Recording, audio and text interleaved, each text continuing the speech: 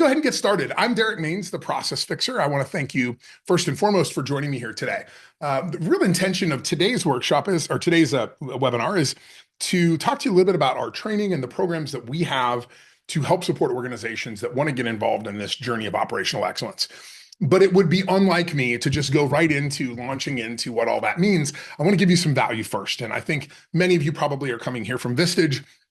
And that's really what I want is I want you to be able to use these type of tools inside your organization.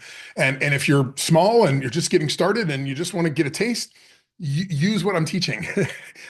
There's plenty of time to come back around in the future and find opportunities to get trained and do those kind of things. So I'm just going to go ahead and get started. Oh, it looks like Paul just joined in as well, who's also on my team. So Paul, if you see anything, throw your hand up or throw me a text message because I don't have Pam on here with me today.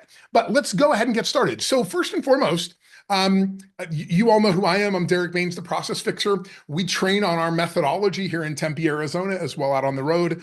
And we teach companies how to implement operational excellence through our M4 process. But I want to start out first and give you a little recap of some of the things that you've already seen from us. If you're a Vistage member, you can go to myvistage.com. You can also find other webinars that are similar to this. Pardon me. I'm just getting over a cold. You can find other webinars that are similar to this, but I'm going to give you some new content here today too.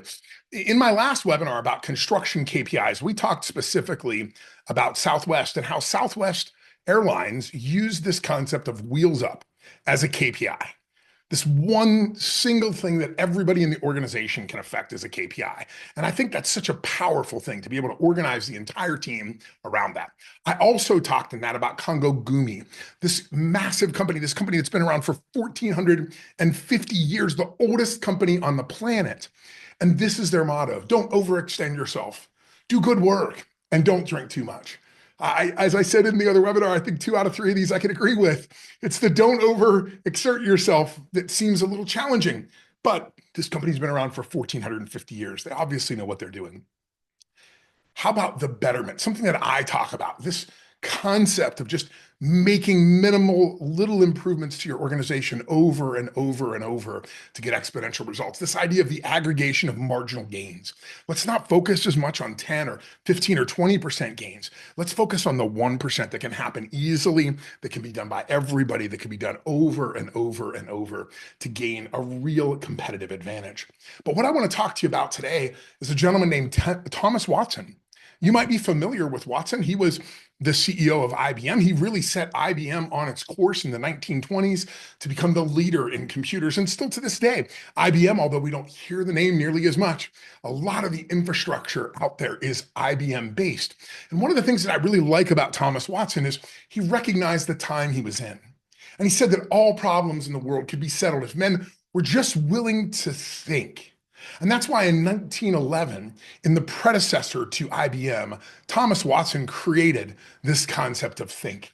It was all over the place. It was all throughout IBM. It was on the walls. It was in materials. It's something that they talked about regularly, where they plastered this all over the organization, reminding employees to think.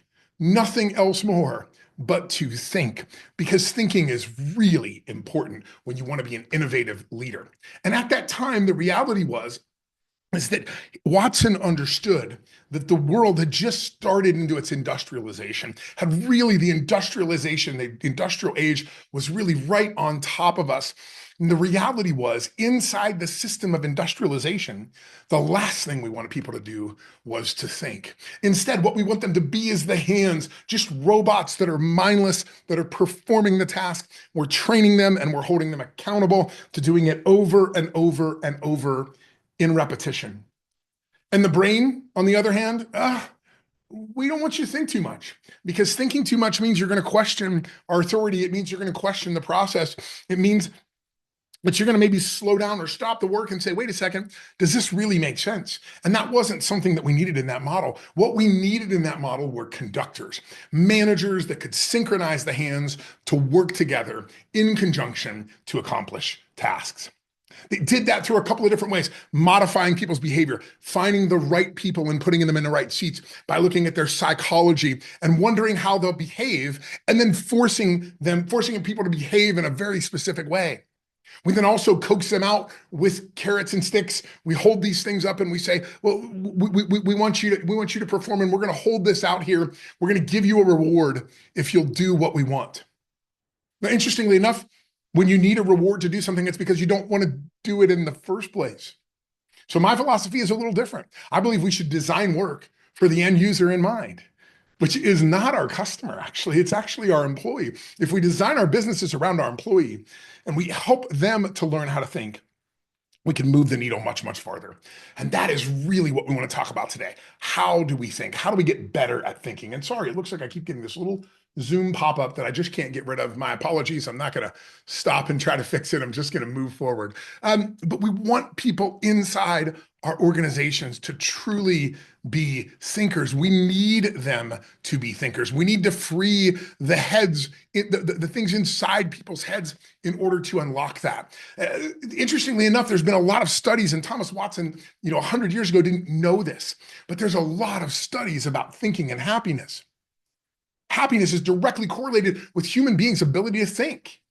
When we think, we are happier. We feel like we're in better control. We have less anxiety and stress. We become more resilient and productive in our engagement, and we get deep fulfillment out of the work that we're doing as long as we're allowed to think about it. And unfortunately, in many of our organizations, we have not allowed that to happen because we have an ideology, something that we've been told our entire management career, and it is patently untrue. Nowhere is it written in chiseled in stone that management thinks best.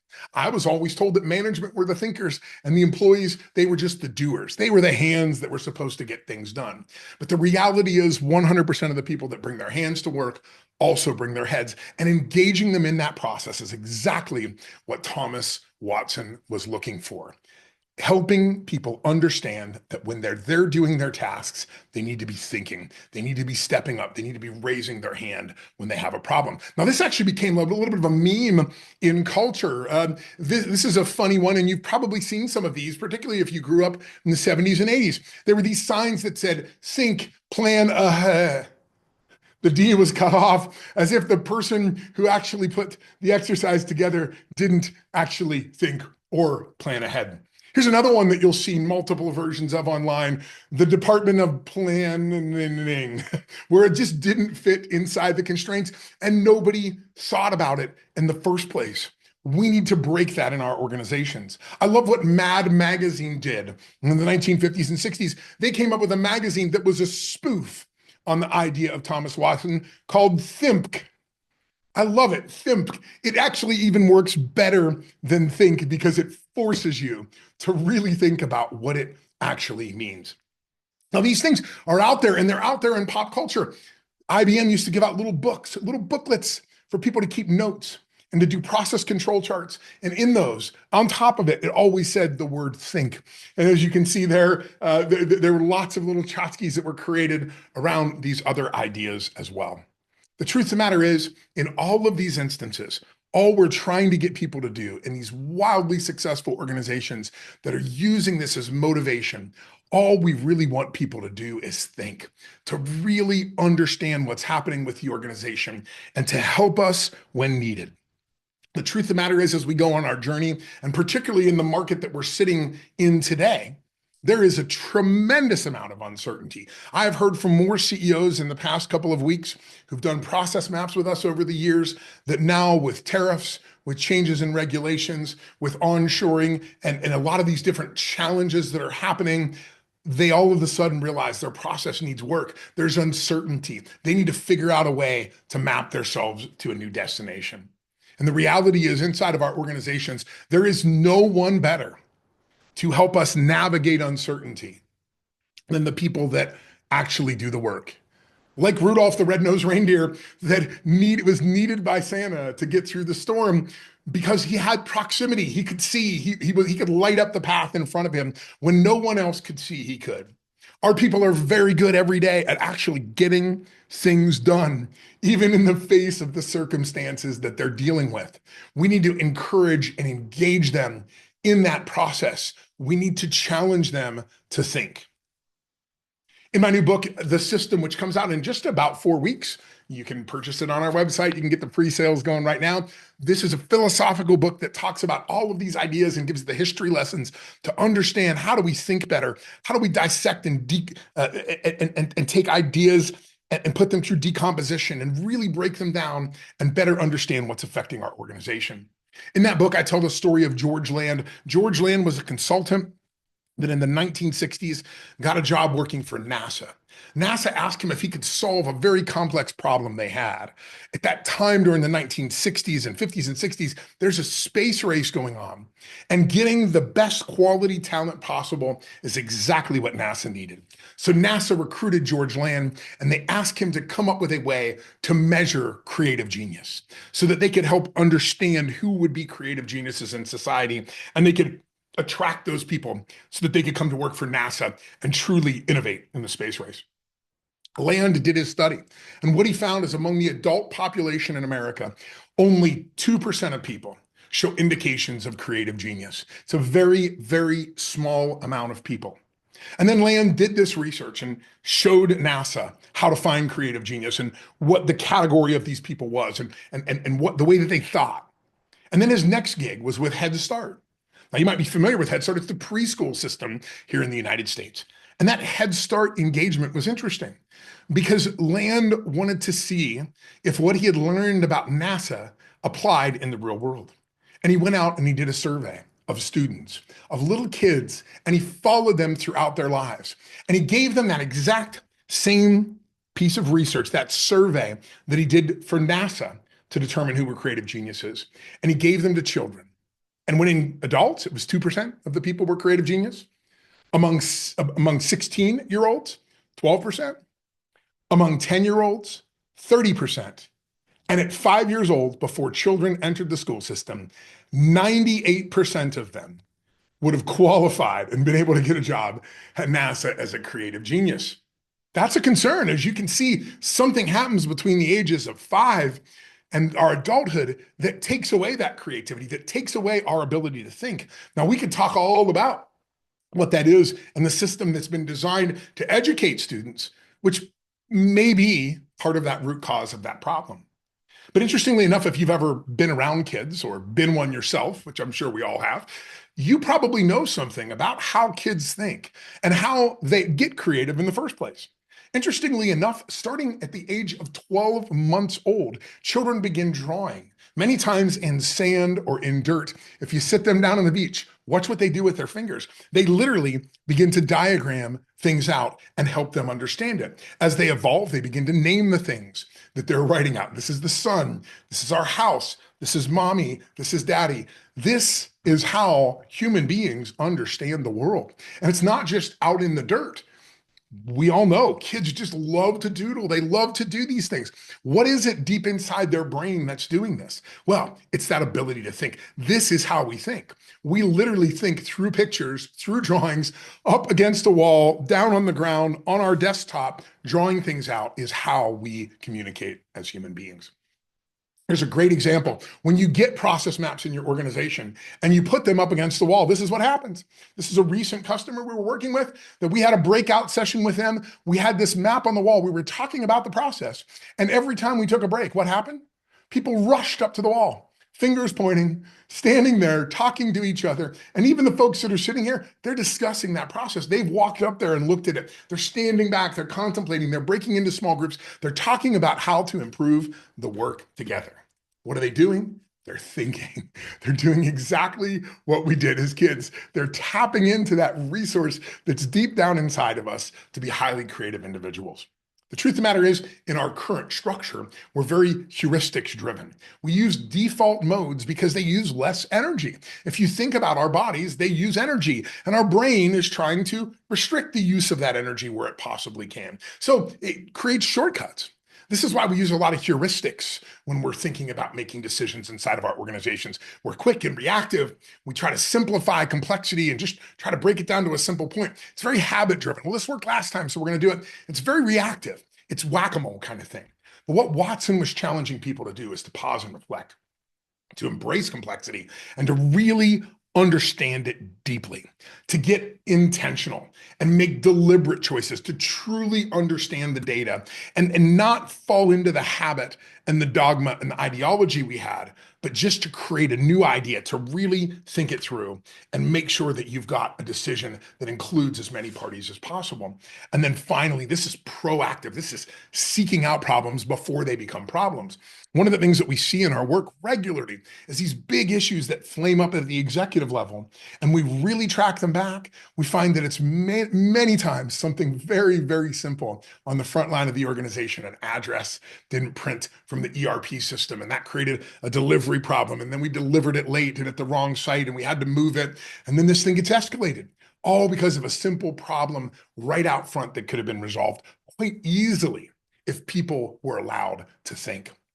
In our brains, we need a surface. We need to play this game of chess, but we've got to have a way to do it. We've got to have something to make our moves on. We can't just do this in our heads. Vision requires visual. So if we've got a vision of where we're going as an organization, we need something to be able to diagram it all out and put it together. Now, if you ever watched any detective shows, you know how you solve complex problems.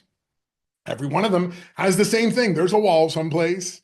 There's a whiteboard someplace. There's sticky notes all over the place. There's lines connecting the dots between things. This is how we think. This is complicated, complex thinking for human beings. So let's go, and we're going to go through a quick exercise here. I'm going to show you this and I'll tell you about it. And then I'm going to send you this recording afterwards. And I'm also going to send you this exercise afterwards. Now, if you sat through one of my Vistage talks, you've probably done something like this. And today we want to try to add some dimension to it as well. Really what this is the drivetrain of your organization. That snake looking thing in the middle, that's just what are your core processes? What drives revenue through your organization? Many of you, it's marketing, sales, operations, service. If you're in construction, it's business development, estimation, the actual construction, pre-con and construction process, and then that warranty piece. On the outside, those things support that structure. There's no real order to where they go. These are just the things that hold it up and make it work. And understanding this is very, very important. Understanding this flow of things and how money flows through your organization and how everything is supported is really the first place to start thinking. Once you've got something like this up on the wall, you can start to have some conversations. You can talk about pain that people are experiencing every day. Now, if you don't know this, people in pain experience a reduction in IQ, up to 40% reduction in IQ when you're in pain physiologically. I believe the same holds true mentally and at work. Could you imagine if you're walking around with rocks and glass in your shoe and somebody asks you if you can run a marathon? The answer is probably no. You could do it, but you're going to really injure yourself. But yet our people walk around with pain all the time in their shoes, and yet we don't think about taking them off, shaking it out, solving those problems so that they can perform better. We let our people walk through this drudgery of fire every single day, and it doesn't have to be that way. See, pain in our organizations is really frustration, inefficiency. It's where paths are unclear, obstructed, or constrained by something. So one of the exercises you can do once you've got this up on the wall, once you've drawn it out on a whiteboard, once you've put it on a piece of paper, take little red dots, take little stickers, and just walk up to it. Have your people walk up to it and place those dots in the place where they feel pain. Give them a series of them, like 5 is a really good number, because they might put 3 one place and 2 in another, or they might break it out a little bit more. They might put all 5 in one area because that's where they're experiencing the highest level of pain. Have them place those on the map. And then when you're going to start your process journey, when you're going to start thinking deeply, when you're going to engage your people in your organization to stop using the heuristic approach, but to really begin to solve problems at their root cause, why would you not start where the pain is? Why would you not start in the place that you're going to get the least amount of resistance, where people are going to embrace you? We're going to say, I want to be a part of this because it's helping me. And in turn, it's also helping the company. It's also helping the client. This is why this exercise is really important. Here's a great example from a Vistage Inside group recently. Do you think there may be an IT problem? Yeah, none of their objectives for this year were around IT. What do you think's happening now? They're changing their objectives. They have to change their objectives. This is where people are feeling the pain. The other thing that we can do, and this is the most fascinating, how long does it take? Tell me exactly in the number of days, what the average number of days it is to go from the beginning, the top of the funnel of your sales process on through the completion and warranty and service of the product that you sell or produce. Most CEOs can't do it. I think in the last 10 or 12 Vistage talks I've given, I've had two CEOs that were able to raise their hand and say, it's 21.5 days. I know exactly what it is. And then I could ask them the question, well, what was it last year? What was it the year before? Because you will be surprised how many times you do this exercise and you find out, oh, it takes 21 days. Now go look for last year. Did it take more or less? Because if it took less last year, inefficiency has crept into your system, right? Something has happened. If it took longer, that means you're progressing in the right direction. If it's shorter, you're progressing in the right direction. If it's getting longer, that's bad. That's not a great thing. But tying that, looking at that versus revenue and the size of projects, you can learn a lot about this. Then break down each and every one. How long does the sales process take? Is that longer or shorter than last year? Right now, I bet you it's longer. I bet you it is. With all of the uncertainty that's out there, your sales process, your marketing process probably takes longer today than it did 6, 8, 10, 12 months ago, which means you're going to now turn cash slower, which means that you've got problems that are going to fall into a lot of different categories inside this. Here's a few examples. When you speed up this process, when you do more cycles in this process, if you take it from 40 days to 20 days, you've doubled the capacity. Your AR turnover improves, your inventory turnover, your cash flow improves, your cash conversion cycle improves, your profit increases because your overhead and your cost of labor stay the same, but you're now putting more through the system. You're going to need less working capital with interest rates as they have been climbing. It's not cheap like it used to be to just borrow lots of money. It now costs you something, and then you're going to have more cash to reinvest in improving the system. Now, once you've identified how long it takes and how long each segment takes, then the next real question is, how long does it take to go from the end to get back to the cycle again? How many times can you repeat this year? Can you do multiples? Our customers repeat? How long does it take for them to come back into the cycle? Really thinking this through and talking through the numbers, then looking back 3, 6, 12 months, figuring out, are you on the right path? We recently had a company that was having cash flow issues, couldn't figure it out. Well, we figured it out in a couple hours. Put this up on the wall, we mapped it out, we found the number of days. Guess what? It's double the amount of time it was last year. Why? Well, we found there were lots of different things. There was a change in the sales process. There was a change in some of the materials that we were using. All of those things added length to the product. The materials we were using, we thought were less expensive. We thought they were higher margin. In the end, they weren't because it took a lot more time to do that work. So we want to make sure that we're doing this kind of work and really stepping into it. Now, I've talked about my method before, and I'll tell you a little bit more about it. M4 is Map, Measure, Manage, Mobilize. It works perfectly with any other operating system like EOS or Great Game of Business because it does something that none of them do. They set up the cadence and the training and the enforcement and the accountability and when should you have meetings and what numbers should be tracking. What we're really looking at is how do you improve the overall structure of the organization? How do you as a leader in the organization become a designer? See, I want to design a business to produce a consistent result at a solid margin. So to do that, I've got to lay the entire process out. And that really starts with mapping. It's map, measure, manage, and mobilize. Mapping is a big part of our training in our in-person training here in Tempe, because we want them to really be able, the folks that attend to really be able to go back in the business and just start getting sticky notes up on a wall, start developing some things and developing some conversations. I don't know if anybody from our client is on here, but we've got a client that's done about 18 of these workshops here in the last few months. And I ran into their CEO recently, and he said to me, this is not a process improvement tool. And I said, what? And he said, it's a communication tool. And the byproduct of that dramatically improved communication has been process improvement. And I like that. I think that's a really good way. So we want to teach people how to do this, how to put things up on the wall, how to step back, how to analyze them, how to understand the pathways and the moments and all of those kind of things. Why are we doing this? This is not a cost. And I'll show you here in two Vistage testimonials here in a moment that shows you that there is really no cost associated with this. This is all about getting conversations happening to improve efficiency, to reduce cost, and improve quality, and it increase the throughput and the speed of the whole entire thing as well. Once you get it up on the wall and you can see the lines, the strings that hold it all together, you can start to tune it.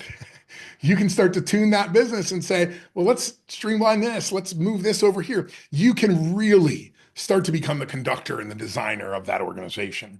But it all starts with that most important part, and that is thinking. We've got to free the heads of the people. We can't do this on our own. We don't know enough about the work. If you saw my workshop a couple weeks ago from Vistage, what did we talk about? The 50-foot rule. I don't trust anybody whose daily work is not within 50 feet of where that problem's happening because they just don't know the repercussions. They don't know what it's like when the pin gets through pulled from the grenade and thrown into the department. They only see the aftermath. They don't understand what occurs under those conditions. So we've got to bring those people together.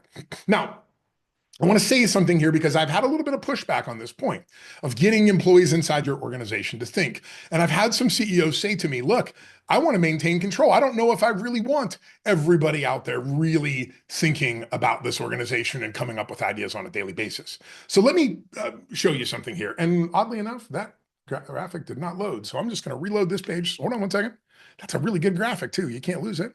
Let's see. Let's see if it comes through this time. Sorry about that, everybody. There's always some little technical issue in there.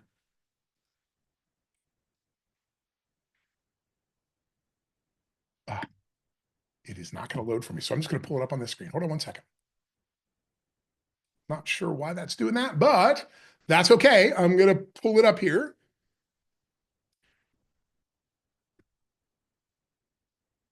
Okay, I'll show it to you this way. I just won't present it.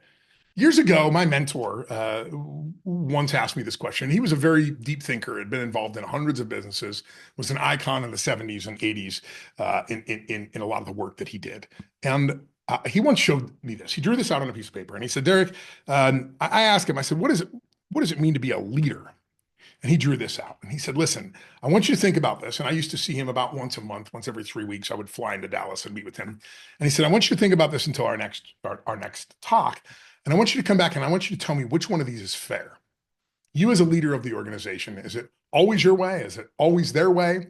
Or is it the collaboration? And I really went back and thought about this. And he was the kind of guy that when he asked you to do things like this, it was because he was going to teach you some major lesson. So I went back and I thought about it a lot. I thought, well, control, right? If I'm a leader, isn't it that I get my way? Like I convince other people to do it my way?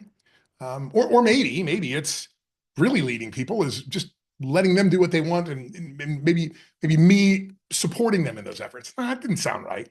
So I finally came to the conclusion it was collaboration. It is literally working in collaboration with your people that every time an idea comes up, if it's yours or if it's theirs, working together to find the middle ground. And I went back to him and I sat down and I said, I've got it figured out.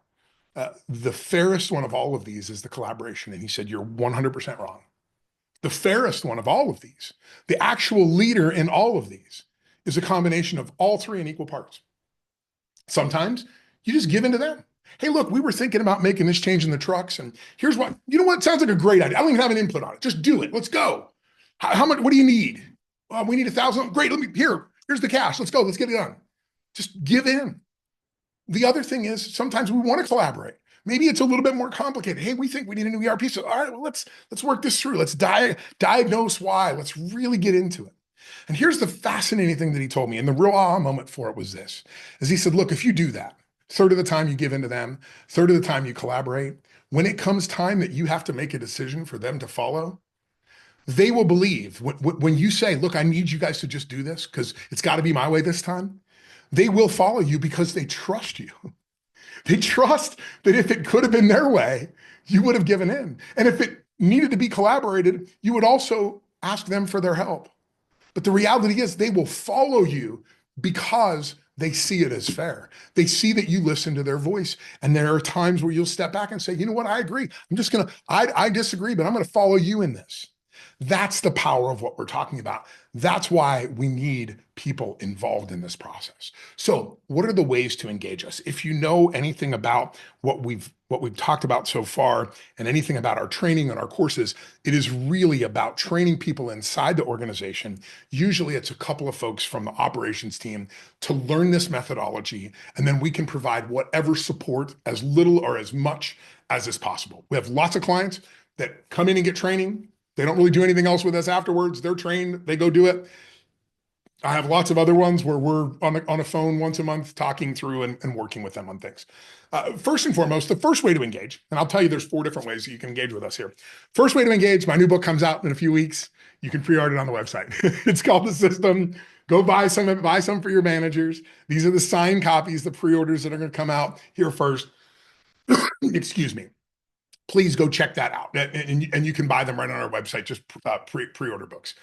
The next is in 2 weeks, I'm launching my first online training. I've been working with a team, a very well-known team for on-stage influencers that reached out to me and said, hey, look, nobody's out there giving operational content. Why don't you do that? Everybody's out there doing sales and marketing content. Okay, that's well and good. Start teaching this stuff online.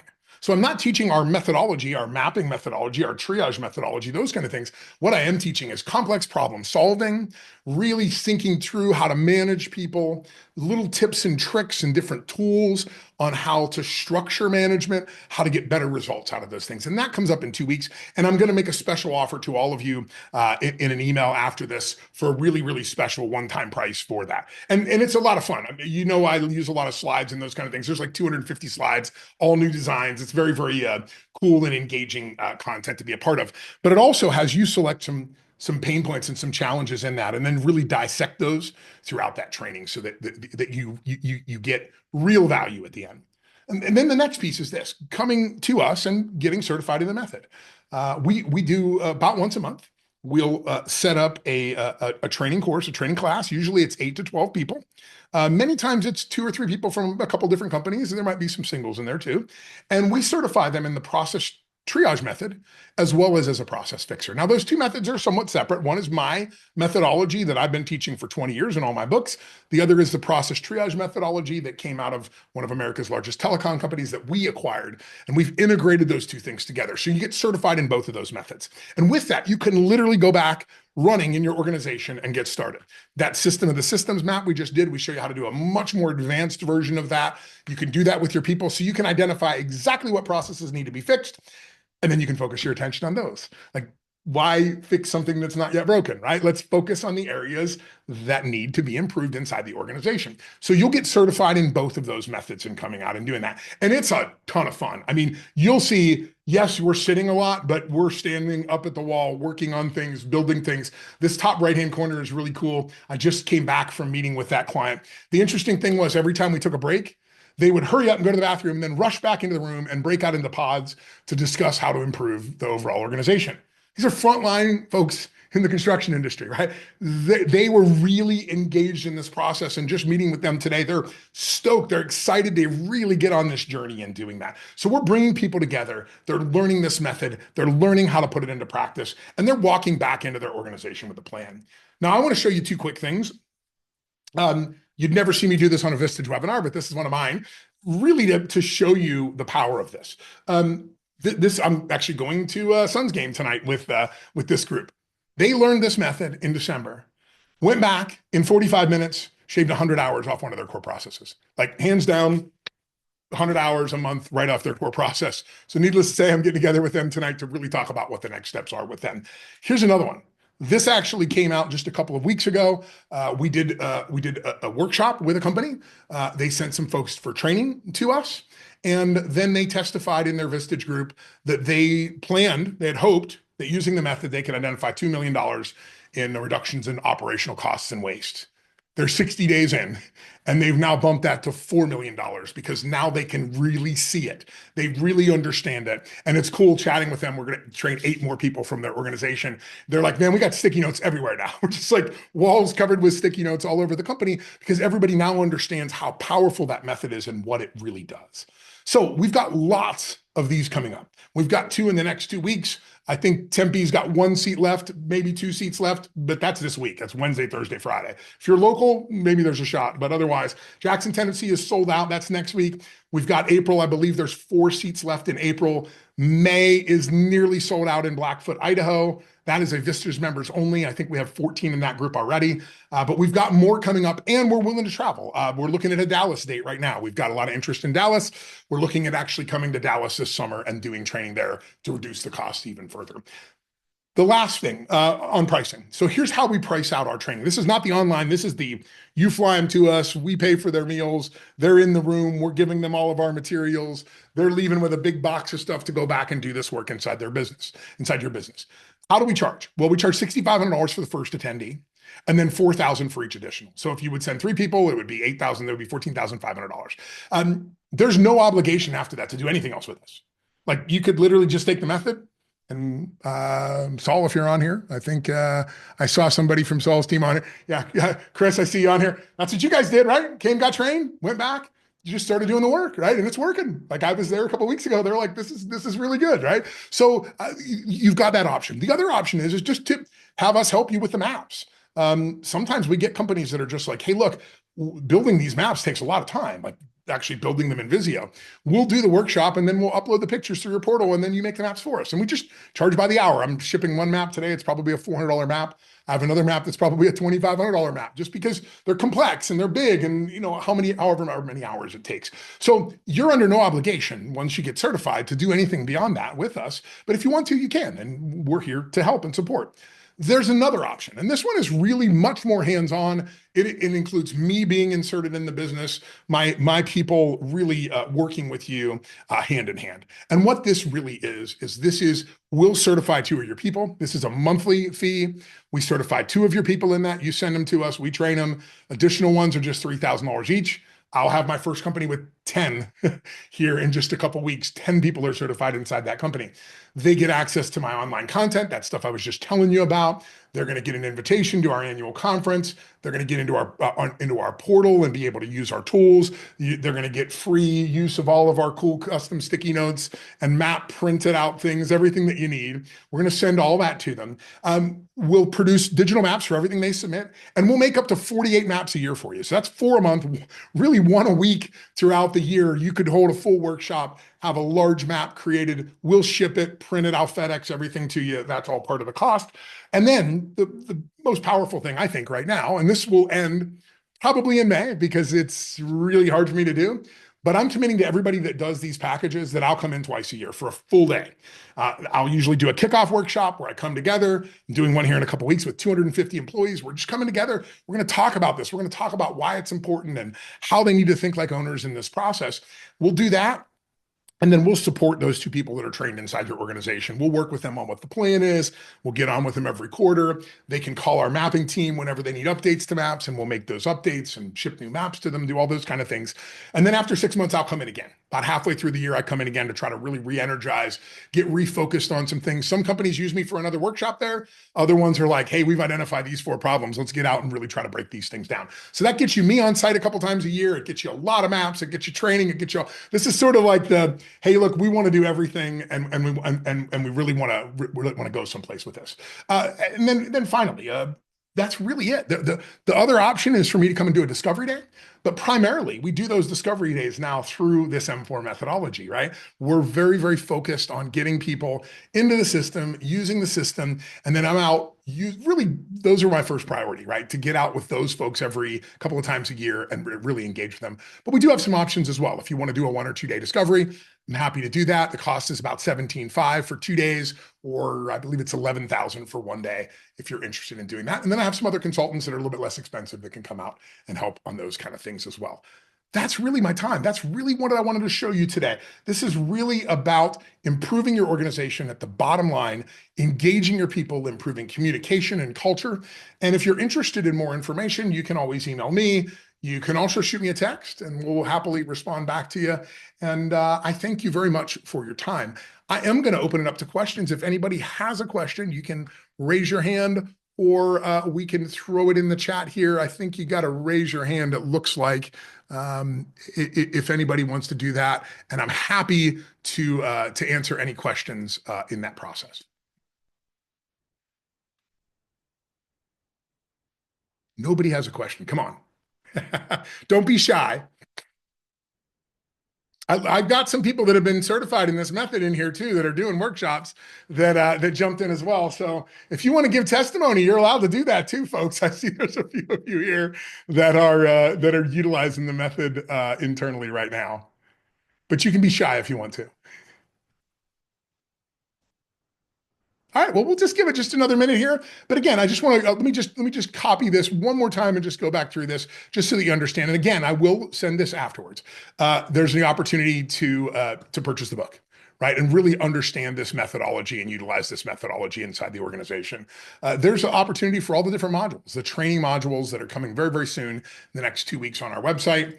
There's opportunities to get trained, to get certified in this method, to be able to use it on a daily basis inside your organizations. And you can do that with our support or without our support.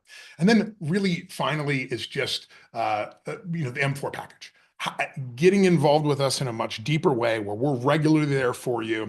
We've got a schedule throughout the year where we're planning on being there, helping you with this process and really helping you map these things out over the next year. It does not look like we have. Oh, there's a Q&A. All right, great, great, great. Yeah, the Q&A section is also open. Thank you, Paul. I appreciate that. I'm just going to leave it on for another second here if anybody wants to stick around, but that is really the wrap of this recording. I will make sure to send it all to you along with that special exercise, that system of the system is exercise, so that you can try that out on your own and find some value. And listen, the pain's important, but tracking down that time is really important as well. So get out there, track out some time, and really start to understand your business at a deeper level. I don't see any other questions. Thank you all for attending. Feel free if you would like to shoot me just keep checking. If you want to shoot me a text or an email, we're happy to answer any questions for you. And listen, if this isn't right for you right now, that's totally fine.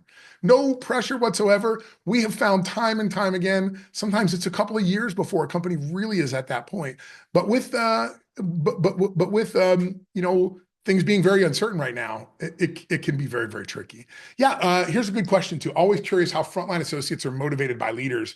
Is there support for that? Honestly, Luigi, the method is really designed around that. It is really designed around what we call the believables. And this is a class of employees, the people that are, at the front line of the organization that know how things get done. We bring them together and we really listen to them. We listen to what their concerns are. And I think as Paul and others on this call can attest, it's fascinating because the first 45 minutes or so, you do get a lot of the crossed arms and a lot of people that aren't totally sure about what's going on. And then all it takes usually is one little moment at some point where somebody is like, well, wait a second.